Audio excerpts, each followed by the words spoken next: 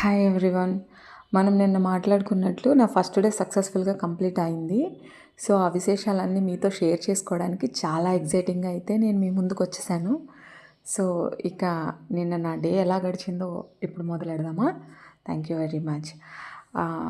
నా ఈ డివోషనల్ వేలో భాగంగా నేను నిన్న భగవద్గీత చదవడం అండ్ మెడిటేషన్ ఫస్ట్ డేతో అయితే స్టార్ట్ చేసుకున్నాను.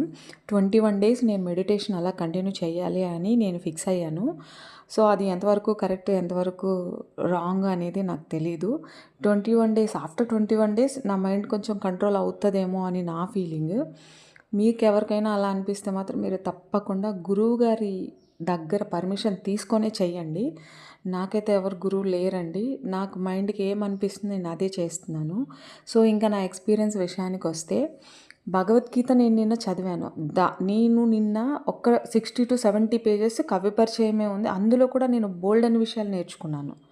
అండ్ నేను ఒక శ్లోకం మాత్రమే నేను నిన్న చదివాను. ఆ శ్లోకంలో కూడా నాకు చాలా విషయాలు తెలిసింది. అది చదివే కొద్దీ ఇంకా ఇంట్రెస్ట్ వస్తుంది. ఇంకా తెలుసుకోవాలి, ఇంకా తెలుసుకోవాలి అనేసి.